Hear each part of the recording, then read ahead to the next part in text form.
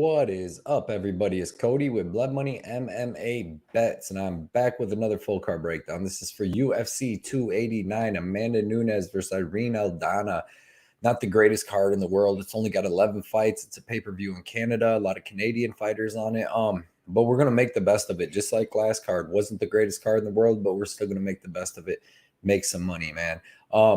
We're going to do a quick recap of UFC Vegas 74. Then we'll go over a couple things and we'll get right into this breakdown. UFC Vegas 74. I went 3-2 on my bets for plus 1.3 units. Coulda, shoulda been a way bigger night. 3 winning bets. Felipe Lins plus 3 units and got him at plus 140. Put that on the Patreon early and we were able to beat a ton of line movement on that, and it went down just how I thought, man. He was going to have the grappling advantage, at least cage control, and his striking wasn't bad, and his cardio was good. So nice plus 3 units on a nice underdog. Second winning bet was Daniel Santos, plus 1.25. I had him parlay with Guram. That fell off, so it just turned into a straight bet. Third winning bet, which I thought was super sharp, just like the Felipe Lins bet, was Elizeu Zaleski dos Santos, plus 2.5 units on him. And yeah, man, that went down exactly how I thought it was. It was pretty close, but I thought he clearly won the second and third round, and the first round was even close. But yeah, man, Abu Bakar is just not as good as the other Dagestani wrestlers, man. But I like them 3 wins. You know, my 2 losing bets, I was so close to the sweep, Kaikar France lost minus 2.5 units. We all know he won. That was a 5-unit swing for me. I should have won 6.3 units instead of 1.3, but you know what I mean? What can we do? What can we do? Like, it is what it is. Like I said on my Twitter, they will bring in the FBI and go after James Krause, shut his whole gym down, not let him coach anybody, investigate his fighters, do all this because of one fight where it did look like he had a guy that went in with a hurt leg and they may have bet against it. But these judges have done this at least like 20 or 30 times. You know what I mean? And in the last 2 years, like blatantly just cheated 20 or 30 times and they're never investigated. It's crazy because like just the Kaikar France thing with Jason Lee or whatever his name is, giving Albazi the 4th round, which was crazy. That was just crazy. But like I said, it is what it is. We're going to keep making sharp bets, and they're going to have to cheat us to beat us. You know what I mean? They're really going to have to cheat us to beat us. This is 2 winning weeks in a row. Said I'm starting a big winning streak, and this is what it's going to be. I'm making my sharp bets. Went back, changed a couple things. Not trying to beat so much line movement, but just make the winning bets. So my official bet record now is 230 and 166 for plus 80.8 units. My 2023 record is 51 and 41 for plus 3.5 units. And yeah, man, we're just going to keep adding on to it. We have a ton of weeks in a row here for UFC. So we're going to end up we're going to be able to get this money back. We're going to be able to win. You know what? We got 12 more weeks in a row. So let's just add on to it. If we can just add on 1 unit even a week, that's 12 units, you know, and I would take that. But we're going to get even more than that. You already know that. So real quick, everybody, before we get into this this breakdown, everybody please hit that like and subscribe button, leave a comment, help the algorithm, put a lot of time and effort and tape study and all kinds of stuff into this. And I appreciate just any help helping me out to help the algorithm. Contest winners. I had a shirt giveaway. Phantom Schmiegel won the t-shirt giveaway. He had a 3-fight parlay with Santos, Lins, Albazi for plus 541. So Phantom Schmiegel, please hit me up on the Instagram, Twitter, DM me and give me your information where I need to send this shirt out to, and I will get it out to you right away. Also on my Discord, on the Layer Cake Discord with the Patreon and stuff, man, I want to give a shout out to Sexy Boy Savala. Crazy name, but you know, for always just, man, always commenting, posting good winning bets and just being cool to everybody in the community, man. You're a big part of that Discord, and I really appreciate you, all the stuff you do. I want to give a shout out to Sean White too, man, for always just being part of the Discord, man, bringing in information, news, putting up good bets and just talking with everybody, being a good time. And then I want to give a shout out to Butters for winning the Discord contest this week, and that was for a Blood Money MMA Bets t-shirt. Hoist Gracie autograph card, Kamzat rookie card and Umar Nurmagomedov rookie card. So I do different little giveaways and stuff for the Discord and the Patreon just to show my appreciation to all them guys being cool and being a part of it and supporting the channel and doing all that stuff. So with that said, Layer Cake Discord is free. Link is in the description, man. Go hang out with us. We party, have a good time on the weekends, watch the fights all throughout the week. People's talking about all the fights. I got tons of threads with basketball, baseball, hockey, rugby, soccer, stocks, everything. So go check it out. It's free, it's fun, and it's a good time.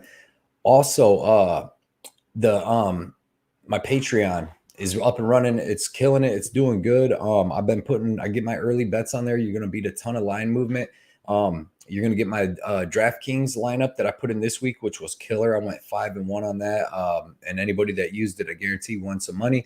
Then I've done the Layer Cake parlay, which is the eight fight progressive parlay, and it's hit 5 out of 6. It hasn't hit all the things, but the top parlay has hit 5 out of 6 times. This is a good time. You get my 10 best bets. This week I put my 10 best bets. 9 of the 10 hit, and if Kai Kara France would have won, all 10 of the bets would have hit. So yeah, that was pretty cool. A lot of people got real close to hitting a ton of big money until they got that robbery. But let's see. All right, I'm gonna bring this on. But yeah, man, I do. I want to I appreciate everybody that's been supporting the channel, especially on the on my Patreon, because I'm using that money. I still got to put the paintings up. I've been so busy. I was out of town for my nephew's graduation and a bunch of stuff. But I bought some new paintings. I've been getting a bunch of new stuff. I'm going to get some new lighting and stuff, and it's all from the money from the Patreon. So I really do appreciate everybody that's been supporting my channel that way. And I hope they've been having a good time and winning some money with me, man. All right, let's get into this. First fight on UFC 289 is a late replacement fight. Excuse me. We got David Dvorak versus Steve Erceg. David Dvorak is 20-5. He's currently sitting at, I believe, about minus 350.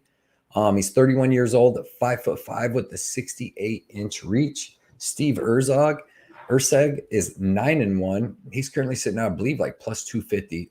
27 years old, 5'9" with the 68.5-inch reach. So you see Erceg is going to be 4 inches taller, but the reach is about the same. David Dvorak, man, this dude's been in the UFC for a while. He's had some good wins. He's had some good losses. Good win over Bruno Silva early in his career. I believe it was his first fight in the UFC. He's good, man. He's got good kickboxing. He's got legit wrestling. He's got good jiu-jitsu. His kicks are good. His leg kicks are phenomenal. That's what he was able to get the decision over Jordan Espinosa with, by tearing up his lead leg. He got this late replacement fight against Juan Camilo Ronderos. Was able to dispatch him in the first round really quick, showed good jiu-jitsu skills. Had a really close fight with Mateus Nicolau. I was at that fight, and it was really close, man. It really could have went either way. And then the Manal Cop fight, man, he took a beating in that fight. I'm not going to lie. He landed a couple takedowns and stuff, but, man, he got hurt a lot of times against Manal Cop. But Manal Cop is so dangerous. Steve Erceg, man, I watched this kid's stuff. He's got good grappling. He's got really good jiu-jitsu. He's got pretty good wrestling. He's got some unconventional takedowns where he'll try to take the back standing and trip you and all that stuff. And his striking, man, I watched him knock out this Paul Loga right down here. Oh, he fought the dude twice. Okay, Paul Loga. I watched him this one then where he KO'd him with a left hook. But, man, I'm gonna be honest. His striking does not look that good.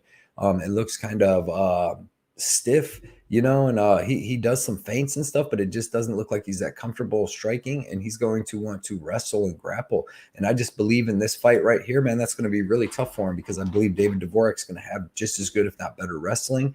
And even if Erceg is able to score a takedown or two, I believe Dvorak will stay safe and be able to get right back up. But I believe that Dvorak's going to have the better wrestling here. And then I believe stand-up, man, it's not even going to be close. I believe that Dvorak's going to be able to tear up his lead leg with some leg kicks and use that really effective boxing. And I actually do think that he's going to be able to land a finish on Erceg. If you look at Dvorak, he's got 20 wins, and 16 of them are finishes. He's got 8 KO, 8 submissions, so he's very well-rounded. And I can see him tearing up Erceg's leg with some leg kicks. Erceg maybe starting to shoot in, take some bad shots, or Dvorak just hurting him and clubbing something him himself, because I'm pretty high on Dvorak, and I'm not that high on Erceg. So give me Dvorak, and I really do think that that he finishes him. Next fight And my fights are going to be out of order, but it is what it is. Blake Builder versus Kyle Nelson. Blake Builder is 8-0-1, currently sitting at minus 240. He's 32 years old, 5'8" with a 68.5-inch reach. Kyle Nelson is 13-5-1, currently sitting at plus 195. 32 years old, 5'11" with the 71-inch reach. So you see Kyle Nelson's 3 inches taller with 2.5 inches of reach. And this is going to be a pretty good fight. You know, it's kind of grappler versus striker, but Builder's got some striking too, or I mean some grappling too. But Blake Builder, man, you just seen him fight in Australia. He went there and fought Shane Young, and it was a pretty good fight. He ended up getting a unanimous decision, but he did look tired, like, or slowed down in the second round. He gave up the second round. He won the first round, gave up the second round, then came on really strong in the third round to get the win. But it was a really close fight. I'm really not that high on Shane Young at all. Then you got he was able to get that quick win on the Contender Series over Alex Morgan, which looked pretty good because Alex Morgan ain't that bad, but he was able to take his back, get that rear naked choke really, really quick. But a lot of fights that I was watching him fight on the regional scene, man, he would get dropped by all these fighters. And then not only that, but I also seen him taken down and controlled for 2 rounds, and then he came back in the third and got the finish. But I'm not impressed with this tape, and I really wasn't impressed with this fight versus Shane Young. But I'm really not impressed with Kyle Nelson either, man. This guy, he's a big dude for the weight class. Like I said, he's got pretty good grappling, like decent cage control, decent takedowns. On top, he's pretty heavy. He's got decent ground and pound. His striking's not too bad, but he's kind of low output because he'll gas himself out. That's one of his weaknesses, is that he definitely slows down as the fight goes. He's pretty slow in striking in general. But he throws powerful punches, man. He's got good clinch against the cage, powerful body kicks. That's one thing that could maybe catch Builder off guard here. But he's fought some really good people in the UFC. He's got good losses, except Matt Sales, but he lost to Diego Ferreira, Billy Quarantillo, and Jay Herbert, who really didn't try much. But he does have some power, man. If you look, he's finished 9 of his 13 wins, and his last 3, 4. His last 4 have been all finishes, all first round finishes too. He's dangerous on standing up, and he's pretty dangerous on the ground, but I just don't think that he's going to be able to knock Blake Builder out here. I believe that Blake Builder is going to be a lot faster on the feet. I believe he's going to have way better boxing. He's got really good leg kicks. And then on the ground, Builder's a black belt in jiu-jitsu himself. So I don't think that it's like Nelson's going to take him down and just submit him. So I do think that this fight's going to be closer than people think, because Kyle Nelson is tough, and he's very tough in the first and second round before he starts slowing down. So I'm going to take Blake Builder, but with his speed and his cardio. But I don't think that he just out here dominates Kyle Nelson, man. I think that first round could go to Kyle Nelson, and then Blake Builder could take over in that second and third. But do you really want to bet on a guy minus 250 that, you know, he's probably going to get a 29-28 victory, man? Minus 250, I want that finish. I want total domination. So give me Blake Builder by a close decision. Next fight is in the women's strawweight division. We got Diana Belbita versus Maria Oliveira. Diana Belbita's 14-7. She's currently sitting at minus 105. She's 26 years old, 5'7" with the 68-inch reach.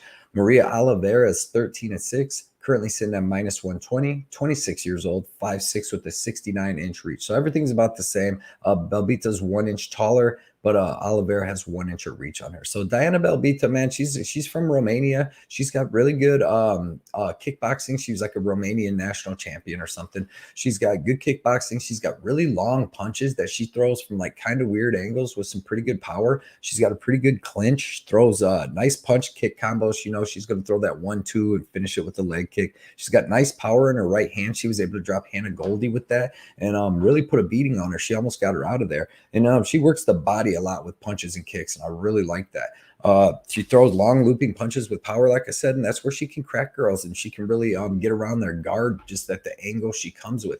The only problem I really have with her, well, a couple problems. Her submission defense is not that good. Her grappling, offensive and defensive, is not that good. And she slows down, man. I watched her fights against Hannah Goldie and Gloria DePaula, and she slows down. She looks good in the first round. She's throwing heat and all that. Even against Hannah Goldie, she slowed down. Luckily, Hannah Goldie's not that good, but Gloria DePaula is, to where she was able to hang on and get that second and third round. So I do like her, but I do think she slows down, and she's pretty one-dimensional with basically just, throwing power shots. She doesn't really throw like a jab too much. Maria Oliveira, you've seen her in the UFC. She's had 4 fights. She's 1-3 in the UFC, but she's had a pretty tough schedule.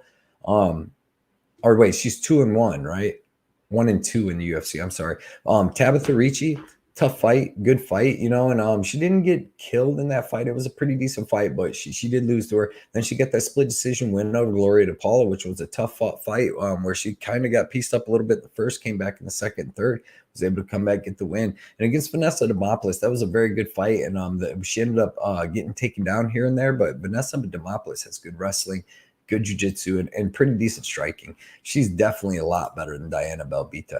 I think Maria Oliveira wins this fight, man. I think that Maria Oliveira hits harder on the feet. I think she's faster. I think she's more diverse. She throws more kicks. She's got more feints. Like Diana Belbita is more plodding forward, wanting to throw some heat, and Maria Oliveira is bouncing around, moving around, and I actually think she's going to have the grappling advantage. So I don't think I'm going to get around to betting this fight, but I do think that Maria Oliveira is the better fighter here. I think she has the better gas tank. I think that she hits harder. I think that she has more variety of strikes. So, and she has a better gas tank. So give me Maria Oliveira, and I think that that she gets it by decision. Next fight is in the women's flyweight division. We got Jasmine Jasudavicious versus Miranda Maverick. Jasmine is 8-2. She's currently sitting at +240. She's 34 years old, 5'7" with a 68-inch reach. Miranda Maverick is 11-4. Currently sitting at -300. She's 25 years old, 5'3" with a 65.5-inch reach. So you see, she's 9 years younger. Miranda Maverick's 9 years younger. But Jasmine's going to have a 4-inch height advantage and a 2.5-inch reach advantage, which is pretty nice, you know. Jasmine Jasudavicious, she's a Canadian national wrestling. She took second place in the national wrestling tournament and stuff. She's got pretty good wrestling. She's got a good clinch up against the cage. She's got some pretty decent knees against the cage. Decent striking, but she's pretty slow. You know, she throws long, slow punches, but that comes with the territory of being very big in the division, fighting these very small girls. When she gets girls on the ground, she's got very good top control, and she's got very good ground and pound. You've seen her last fight against Gabriela Fernandez. That was a pretty good fight. And Fernandez, she stood up with her for the first couple minutes in the first round, and before she was able to land some takedowns. But she almost got Fernandez out of there a couple times, and she looked really good in that fight. She's won her last 3 of 4, and her only loss is to Natalia Silva, who I think is going to be a champion in that division, to be honest. But yeah, man, she's got good wrestling. She's got decent striking. She's really, really tough, really, really durable. And like I said, good clinch against the cage, good wrestling, good top control, decent jiu-jitsu, and good ground and pound. Miranda Maverick, she's going to be a little bit smaller, like I said, you know, 4 inches shorter, all that. But she's got really good striking. She's got good wrestling. She's got good grappling. Her striking's good. It's not the most technical striking, but she throws power in her punches. She's got decent leg kicks, throws decent body kicks. And like I said, her grappling is really her bread and butter. She's got pretty good wrestling if she's not fighting Blanchfield. And she's got really good ground and pound when she's on top. And she hunts for the sub. She's able to sub Sabina Mazo. I don't know how she didn't finish Shanna Young. You know, she was kind of getting beat up in the standing against Shanna Young, and then was able to land some takedowns, but wasn't able to get the finish. She had a nice win over Jillian Robertson, but she was a small flyweight. I think this is going to be a really good fight. Like, I think the line is off on this fight. I'm going to take Maverick to win, even though, like, it's going to be so close. Like, Jasmine Jasudavicious could definitely win this fight. Jasmine may have the better wrestling here, and if she's able to out-wrestle Miranda Maverick, she can definitely win this fight. And then if Miranda Maverick can't get her wrestling going and she can't outstrike Jasmine can win. But I do think that Miranda Maverick's going to have the better striking. She's going to be faster on the feet for sure. But I don't think she'll have the better wrestling. But either way, I think she'll have the better striking, and she'll be able to keep this fight standing if she wants to. So give me Miranda Maverick. And like I said, like a close decision. Like, and there's a possibility she could win that fight. Like, I'm not confident on her really at all. Definitely not no -300. Next fight is in the men's middleweight division. We got Nassourdine Imovov versus Chris Curtis, and this is going to be an excellent fight, man. You already seen Imovov's already fought Sean Strickland, so they're going to have a little bad blood in this fight. Imovov is 12-4, currently sitting at -140, 27 years old, 6'3" with a 75-inch reach. Chris Curtis, 30-10. He's currently sitting at +120. He's 35 years old, 5'10" with a 75.5-inch reach. So you see Nassourdine's going to be 5 inches taller, which is pretty nice. He's got really long legs compared to Curtis, obviously. But yeah, man, both these guys, very talented guys. very well rounded. You got Nassourdine Imovov. He's got excellent kickboxing, kind of like a karate style almost at this point. Like his stance, he stands like Cyril Gane, bounces around the ring, throws a ton of front kicks up the middle, teep kicks, a really good long jab. He's got a excellent boxing, long jab, good offensive and defensive wrestling. He's got good jiu-jitsu when he's on the ground. He's got really good ground and pound, man. You've seen against Edmund Shabazian, you've seen against Ian Heinisch. He was beating him up on the ground, beating him up standing up. And against Phil Hawes, he was held up against the cage, but it seems like he's done pretty good to get that out of his game where he doesn't just get held up against the cage. Shabazian tried to do it. Heinisch tried to do it. He had a good fight with Buckley where he slowed down in that third round, and then he fought Sean Strickland off the couch. And Strickland came in. And when I watched it live, I thought that Strickland beat him up a lot worse than he did, but it was actually a really good fight. I went back and watched all 5 rounds, and Mavov's good. It's just that he slows down so bad by that third round that it's tough. And the 5-round fights are really hard for him. But 3-round fights like this, not too bad for him. He's still going to slow down in the third, which isn't good here because he's fighting Chris Curtis, man, action man, who has really, really good boxing, really good counter boxing, works the body well, man. He punches knees to the body, everything. He's really trying. He puts in work in that first round to affect you in that third round. He's got excellent striking defense, nice right hook. His straight left is money. I mean, that's power that hurts people. He dropped Allen. He hurt Allen with it. He hurt Hughes with Hawes with it before he hit him with the flying knee to the body. That's what he hit Allen with too. He started hitting with the knees after he hurt him with that straight left. But super tough. He's got good cardio. His only problem, man, he's low output and he'll take off that first round, trying to get his reads and stuff. But that's when guys are getting off on him, and they usually get that first round. Gastelum was able to do it. Jack Hermanson was able to do it. And when I went back and watched the fight to compare this to, it was the Jack Hermanson fight, because Jack Hermanson, even though he's a grappler, he's got pretty good kickboxing at this point. He moves, he throws a lot of front kicks up the middle, a lot of leg kicks, and some pretty decent straight boxing, kind of just like Imovov. This is going to be a really good fight, man. I don't know I think it should be closer to a pick'em. I don't think that Imovov should be a big favorite over Chris Curtis. I'm going to take Imovov in a close fight because I think he can replicate the Jack Hermanson fight, where he's able to stay to the outside and just pick Chris Curtis apart and stay away from the giant shots. And not only that, but Imovov's showing a really good chin. I was watching him take some pretty big shots in a couple of his fights. Hawes hit him a couple of really good times. He took them. Strickland obviously hit him some really good times. Buckley smashed him a couple times. Even Shabazian was able to land on him, and he took them shots really, really, really easy. So I'm not really worried about Curtis knocking him out. I think this is going to be a back and forth, really, really, really close fight. I'm not going to have no bet on either side of this, but I do like the over. I want to see what that line's at, but I do like the over. I think both these guys are very durable. I think it's going to be more of a low output fight, as most of Curtis's are. You got Imovov moving on the outside, not wanting to get hit with a big shot. So, yeah, man, it's going to be a really close fight. But give me Imovov for the win in that. Next fight is in the men's bantamweight division. We got Aieman Zahabi versus Aoir Quileng.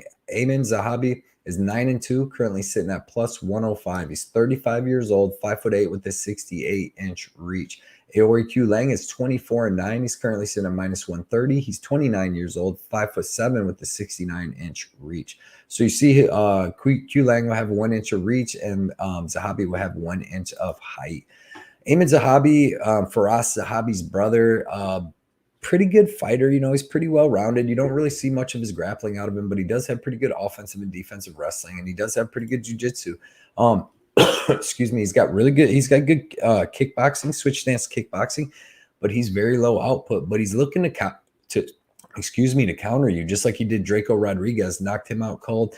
Same thing with Ricky Turcios, where he threw 300 strikes and only landed 30 because he got hit with a couple big shots early and did not want to close that range and actually make contact after that. But Zahabi, like I said, very well-rounded, good takedown defense, good jiu-jitsu, good kickboxing, power in his hands, man. That right hand, that right counter right is nice. It's fast and it's crisp, but he just doesn't throw it very, very much. But he is really good, man. He's got good cardio and he's got really good toughness.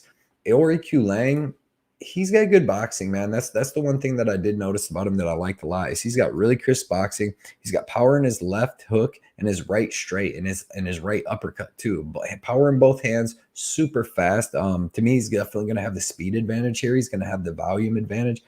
He's very, very accurate too with his boxing. He finds the chin well. Like he was hurting Molina a couple times. He hurt Cody Durden a couple times. And Jay Perrin rocked him a couple times too. And them are all really, really durable people. But he's got powerful calf kicks too, man. Good offensive and defensive wrestling and a good get-up game. The thing is he's going to land the more harder shots and he's going to have the more volume in this fight. So I'm going to pick him to win. But, man, he slows down really bad in that third round from throwing all this power, man. And I don't know. He's got the exact style that Aieman Zahabi thrives against because he's going to be coming forward. And Zahabi wants to counter with good movement, and he's going to be having good movement and good counter punches. And then Aoir Quileng's just going to be walking forward trying to land big shots. But in the end, I don't think Zahabi gets him out of there. Aoir Quileng's never been knocked out, so I don't see Zahabi knocking him out. He's definitely not submitting him. So this is going to be a stand-up fight with a lot of volume, and I'm going to take Aoir Quileng there. And I actually really like the over in that. I think both dudes are very, very durable. Like I said, Aoir Quileng's never been knocked out. Aieman Zahabi got finished one time with a spinning shot by Ricardo Hamas back in the day. But other than that, he's been very durable and he's very defensively sound. Yeah, he got knocked out by a spinning back elbow in a very close fight back in the day. But yeah, that should be a decent fight. But we'll see if Aoir Quileng can bring it out of Zahabi and make him actually get active and throw some volume for once. Let's get to the main card, man. In the men's 170-pound division, we got Mike Malott versus Adam Fugitt. Mike Malott is 9-1-1, currently sitting at minus 210. Excuse me. He's 31 years old, 6'1" with the 73-inch reach. Adam Fugitt, 9-3, currently sitting at plus 175. 34 years old, 6'1" with the 77-inch reach. So these guys are basically the same size, except Fugitt has 4 inches of reach on Malott. Mike Malott, man, seen him on the Contender Series score a quick guillotine win. You've seen him on come into the UFC, and he was able to get that left hook win over Mickey Gall, but he was kind of started getting pieced up in that fight by Mickey Gall, to be honest, man. His nose was hurt, like bleeding. I don't know if it was broke or not, but it was definitely bleeding pretty bad, and it looked like he was up against the cage, you know, and Mickey Gall was starting to take off on him a little bit when he landed that left hook. Then he fought Johan Lioness, which he had trained with him before, so I'm sure he knew that he was way better on the ground than him, and he was able to take him down and get that submission. But Lioness did not offer anything off his back. But he's good, man. He's got this knockout win over Solomon Renfro. But if you go, these are the things, though. There's little red flags for me. Like if you go watch Solomon Renfro fight, before he knocked Solomon Renfro out, he was getting beat up bad, man. He got dropped. He was getting he probably got hit 20-3 before he ended up hitting that he dropped Solomon Renfro and then got the rear naked choke. But he's very dangerous. All of his wins are in the first round, all of them. He's got 9 wins, 9 finishes, all in the first round. But the one time that he's went out of the first round in Bellator against this dude's 6-8-1, man. It went to a draw. Because Malott was able to beat him up real bad early on in the fight, and then he slowed down and got beat up. So I like Malott. I mean, he's obviously well-rounded, very tough kid, but he's a huge favorite over Adam Fugitt, who I'm very impressed with, man. This kid is super tough, man. He's super tall, super long. He's got he's well-rounded. He's got good wrestling. He's got good jiu-jitsu. He's got really good striking. Excellent elbows, good Muay Thai striking, man. You've seen his last fight against Kinoshita where he was able to hurt Kinoshita on the feet, take him down, and then beat him up with elbows from the mount, man. And he beat that kid up and taught that kid a real lesson. But what I really liked was this fight with Michael Morales, man. He came in on 9 days' notice to fight Michael Morales, who I'm way higher on than Mike Malott, to be honest. I think Michael Morales would beat up Mike Malott pretty easily. I mean, it would be a good fight. We'll see. Morales, Fugitt was able to put up a good fight with Morales and actually win one of the rounds on short notice. And he was looking good, landed some takedowns on Morales, who's a very good wrestler himself. Showed some really good jiu-jitsu, showed some really good striking, landed some really big shots on Morales, but then slowed down and got finished in that third round.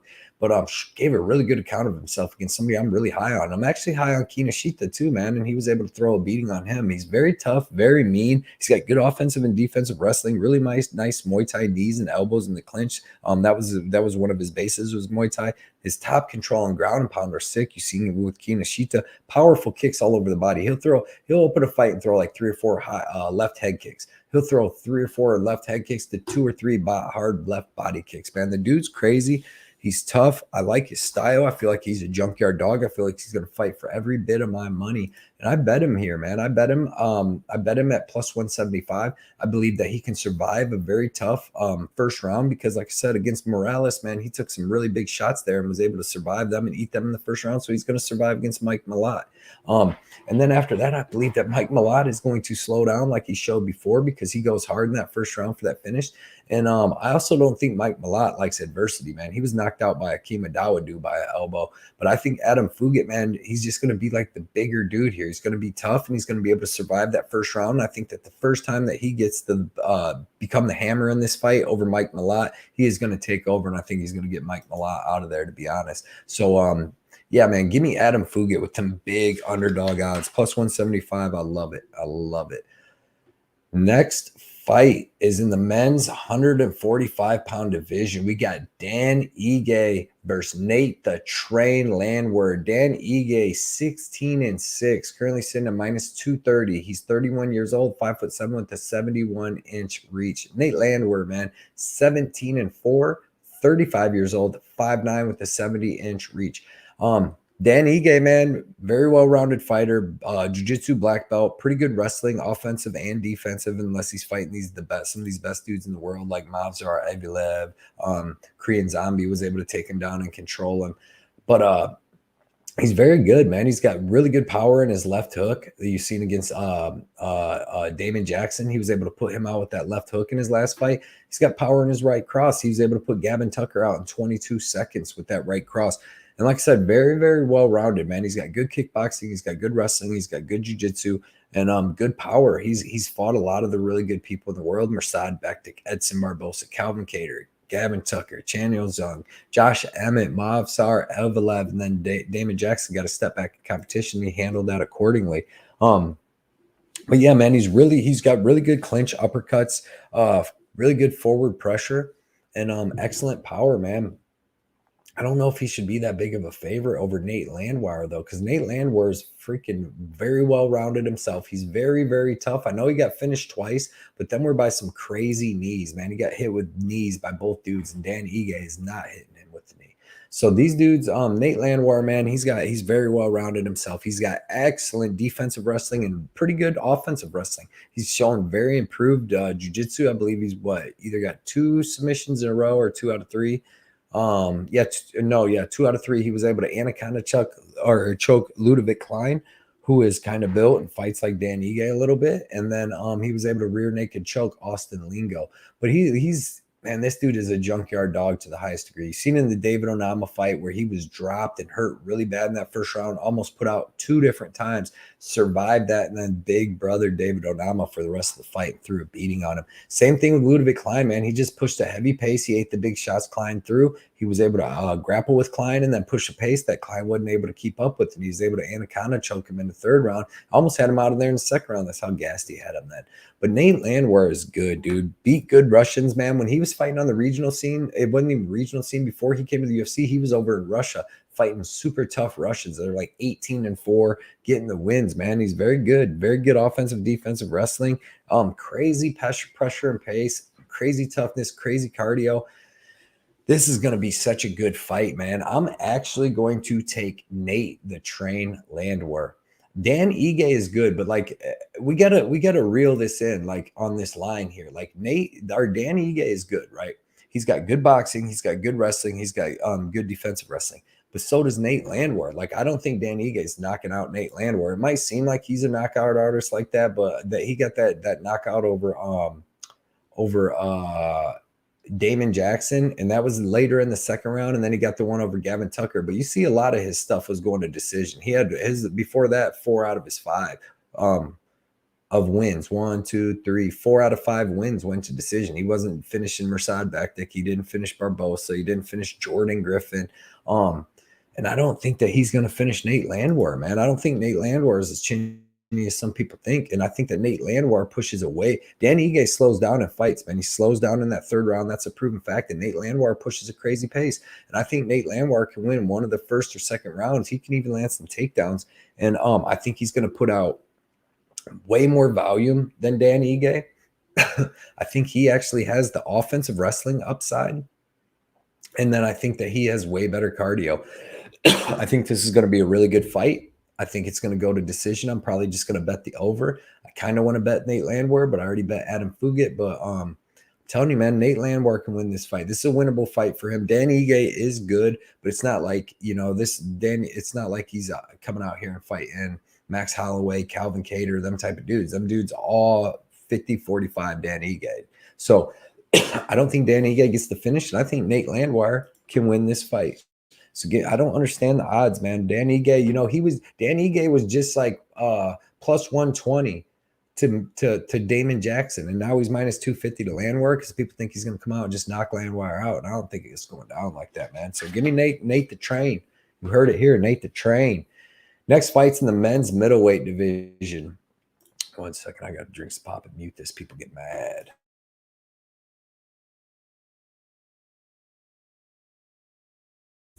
All right. Next fight's in the men's middleweight division. We got Eryk Anders versus Marc-Andre Barriault. Marc-Andre Barriault. Eryk Anders, 15-7, 36 years old, currently sitting at plus 115. He's 6'1" with a 75-inch reach. Marc-Andre Barriault is 15-6, currently sitting at minus 140. He's 33 years old, 6'1" with a 74-inch reach. And this should be a good fight, man. Both these dudes are tough as hell. Eryk Anders, great athlete, very physically strong. He can hold guys up against the cage. That's what he usually does for most of his fights. But he's got good striking. He's got good power. He's seen his last fight where he's able to knock out Kyle Dawkins. He was able to hit him with a lot of big shots and get him out of there in that second round, man. He just could not take the big shots that he was landing. You can see he's been doing a lot of grappling matches. He hasn't been winning, but he's been doing them, and that's very good. I thought he beat Jung Young Park. I really do. I thought he beat Jung Young Park. He was able to land a couple takedowns. He was able to get some cage control, and even in the striking, he was doing well. He's been looking really good ever since he went out to fight ready. I don't know which fight it was. I think it was after Munoz. He went out to fight ready, and then he looked really good against Jung Young Park. But he's big, physically strong, powerful southpaw boxing, strong clinch against the cage. He's a really powerful straight left. Like I said, you've seen against Dawkins. Good ground and pound if he can get on top. He's got good offensive and defensive wrestling.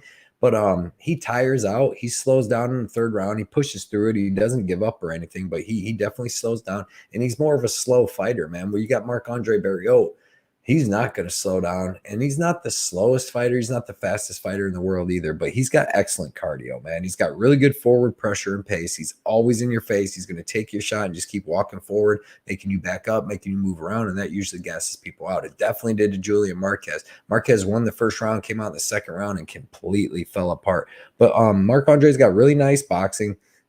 A really nice jab, man. He's got a stiff jab, and he's got a really nice straight right. He can come with the overhand right. He's got decent takedown defense, but when he gets taken down, he's working to get back up right away. And he's got really good front kicks and punches to the body. He works the body really well. I think this is going to be a really good fight, man. I'm going to be staying away from the actual money lines. I'm going to pick Marc-Andre Barriault by decision because I feel like it could be 1-1 going into the third, and he's going to have more energy in that third. So give me Marc-Andre Barriault by decision, but I won't be betting that because Eryk Anders could hold him up against the cage, land a couple takedowns. Barriault doesn't have the best takedown defense. Hold him, get some control time, man, and get this win. That's what he did to Jung Young Park, and Jung Young Park's hard to beat Marc-Andre Barriault. And I mean, he didn't beat him, but he did beat him in my opinion. This is going to be a really, really, really tough fight. Give me Marc-Andre Barriault by decision. I'm gonna be looking at the over in this because both dudes are really durable. I believe Eryk Anders has been finished one time, and that was by like Thiago Santos back in the day. One TKO. Oh no, he got finished by Andre Munoz by sub, but we don't have to worry about that. And then it was Thiago Santos beat him, gave him the case of the beats. So but yeah, man, I'm gonna take Marc-Andre Barriault by decision. I'm gonna be looking at that over. I haven't seen what the line is. Co-main event time. We got Charles Oliveira versus Benil Dariush, and this is going to be the best fight on the card by far. We got Charles Oliveira, 33-9, currently sitting at plus 120. 33 years old, 5'10" with a 74-inch reach. The Benny and the Jets, Dariush is 22-4-1. He's currently sitting at minus 140. 34 years old, 5'10" with a 72-inch reach. So you see Oliveira has 2 inches of reach, and everything, including age, is pretty much even. Charles Oliveira, dude, sick Muay Thai. sick forward pressure, sick pace, sick cardio, sick kicks, leg, body, head. Excellent knees in the clinch, man. The knees that he was hitting Poirier with, in that clinch that really hurt him and tore him up. And I think that's how he was able to get that win, because he slowed Poirier down so bad. We're sick. He gets really straight punches with sick power. You heard Justin Gaethje say when he hit him, it was like a battery. He tasted battery in his mouth from the zap, man. World-class jiu-jitsu, very improved wrestling. You see him against like Tony Ferguson and even Dustin Poirier. He was out wrestling him, landing some takedowns. He's a savage, dude. I mean, Charles Oliveira is a savage. Everybody is forgetting because of that Islam Makhachev fight, man. I'll get to. I'm gonna sum it all up. But Charles Oliveira, dude, phenomenal fighter, great wrestling, world-class BJJ, phenomenal Muay Thai, phenomenal toughness, great cardio, phenomenal power, can finish you with strikes or submissions. A little chinny. You know, it's not that he's chinny, it's just that he's walking forward trying to do damage and he does have no defense. Like he's not trying to block punches. He really doesn't move his head and he gets hit and hurt. And that's about his only thing I can find against him. Benil Dariush, dude, I love this dude. These are two of my favorite fighters, so it kind of sucks that they're fighting, but it's also going to be fun to watch. But Benil Dariush is one of the most well-rounded guys in the game, man. Excellent wrestling, world-class BJJ, phenomenal scrambles, good ground and pound on top, really nice dirty boxing in the clinch, man. His dirty boxing in the clinch is good. Slow striking, but it's effective. And he's a very crafty fighter. He's good everywhere. He's got a lot of veteran tricks. He's got a pretty good power in his hands. You've seen he was able to knock out Drakkar Klose. He was able to spinning back fist Scott's Holtzman, and has some really good fights with some really good people, man. That last win over Mateus Gamrot was a really good win. But here's my problem with everything. Like to me, with Oliveira and Benny Dariush, their grappling is going to be about even. Like Dariush may have a little wrestling advantage, but even if he gets into the ground, he's not just going to be able to hold Oliveira down. Like these guys are going to be standing up for the most part, as far as I'm concerned. Like they might have some scrambles and stuff, but neither one of them is going to be that much better than the other one in grappling.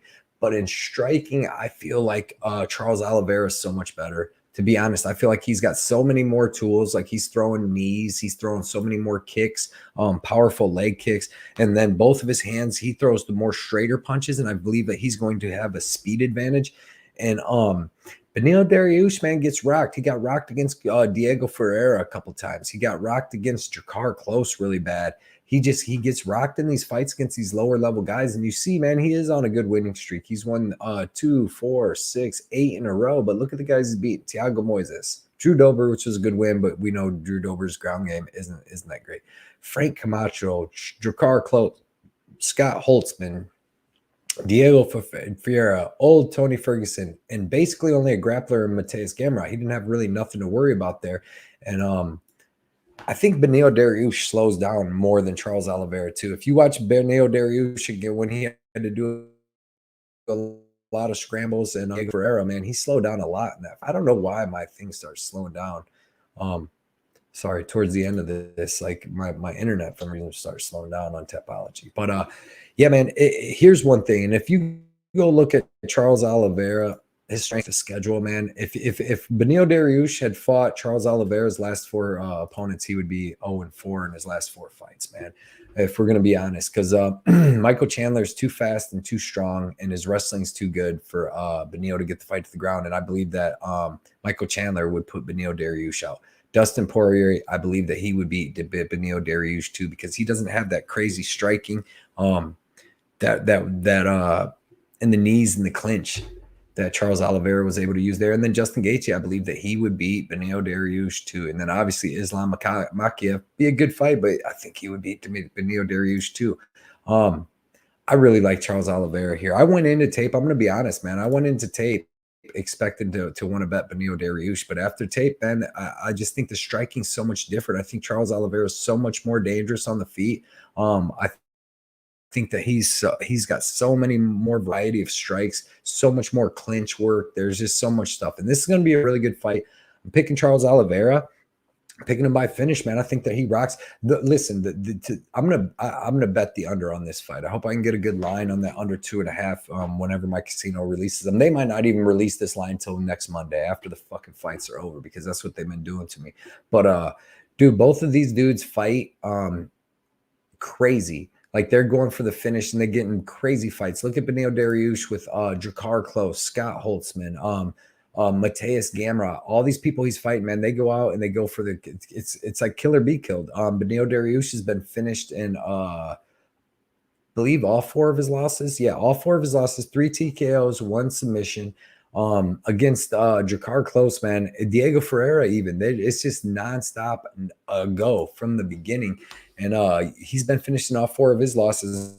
And Charles Oliveira has been finished in 8 of his 9 losses, and both of them finished people. So I'm really liking the under, and I think these dudes go at it from the very beginning. And I don't even think this fight makes it past 1.5 rounds, to be honest. I think these dudes are throwing blows, scrambling, doing crazy stuff, and I think one of them catches the other with some type of strike in club and sub or something like that. So give me Charles Oliveira, and I really like the under. Main event time: Amanda Nunes versus Irene Aldana, man. Amanda Nunes, women's GOAT, 135, 145-pound champ. She's 22-5, currently sitting at -330. She's 35 years old, 5'8" with a 69-inch reach. Irene Aldana is 14-6, 35 years old, 5'9" with a 68.5-inch reach. So Aldana's 1 inch taller, and Nunes has a 0.5 inch of reach. Amanda Nunes, man, women GOAT of MMA. She is phenomenally well-rounded fighter, man. She's got phenomenal striking, KO power in her head kick or in her hands, either hand. She's got a legit black belt in jiu-jitsu, and she's got really good offensive and defensive wrestling. She's got sick KO power in her overhand right, and both hooks from either hand can knock girls out. KO power in her head and leg kicks. Head kick Holly Holm, leg kick Raquel Pennington. Like I said, great wrestling in BJJ. She used it against Durandamy and Anderson. Excellent boxing from both stances. You've seen against Pena, man. She was beating her up, kept hitting her with that left hook in that second fight. And she's just a phenomenal girl, dude. She's just super tough. She's the ultimate fighter. She's a big girl. She's mean. She's got KO power. And she's really smart. She uses good fight IQ. If the girl's a ground fighter, she keeps it standing, beats them up. And if the girl is a striker, she takes them to the ground and beats them up. And I think that's what she's going to do here. Irene Aldana, excellent boxing. She's a Mexican boxer, man. Very tough, really good, really fast hands. She has KO power in both of her hooks too, man. She's got pretty good leg kicks herself. She's got 8 KOs, excellent boxing. Her left hook is nasty. That's what she got Ketlin Vieira out with. And she was able to hit Yana Santos with that and then drop her to the ground and finish her with the ground and pound. She hit Macy Chase on with that up kick to the liver in the 3rd round with 2.5 minutes left. But man, she was getting beat in that fight. And in the 1st round, she actually tapped out Macy Chase on. Macy tapped to an armbar and then kept rolling with it and got out of it. But yeah, man, it didn't look good for Aldana in the 2nd and 3rd round because Chazon was able to take her down, and she didn't have no answers for her. She threw up a couple arm bars, but other than that, she got controlled and beat up pretty good, and then landed that up kick to the liver. And I just believe that Amanda Nunes is going to be able to match any boxing that Irene Aldana has, and I believe that she's going to have a giant wrestling advantage. Like Holly Holm took Irene Aldana down like 7 times, and in 25 minutes probably had freaking 18 minutes of control time. And I think Amanda Nunes can do the same here. And I think Amanda Nunes can actually get the finish with her jiu-jitsu, ground and pound to jiu-jitsu, because Macy Chase, was landing some big shots on Aldana. And if Chason's doing that, it's going to be a long night at the office with Amanda Nunes doing that. So I'm taking the women's GOAT, and I'm going to take her by finish. I'm going to take her by 3rd, 4th, or 5th round submission, either submission or TKO on the ground, not standing up. But I do like her to get inside the distance. I'm going to be looking at them lines on the inside the distance and all them props. Thank you guys for another down video, man. Appreciate it. I really appreciate all the support everybody gives me on Twitter, Instagram, on here. Follow me on Twitter and Instagram if you haven't. That's where I'll drop my bets throughout the week. Follow me on the Patreon. It's $10 a month, $250 a week, but you're going to get all my early bets. You're going to beat so much line movement. I mean, one card will pay for the Patreon for like 5 months just on beating line bets are going to pay for even more. So let's get that 10-week winning streak. We're 2 weeks in and we're going to keep it going. So good luck, everybody this weekend, and I will see you Saturday, Thursday night too, and Wednesday night. I'll be on Brady's Best Bet show, so check me out on there.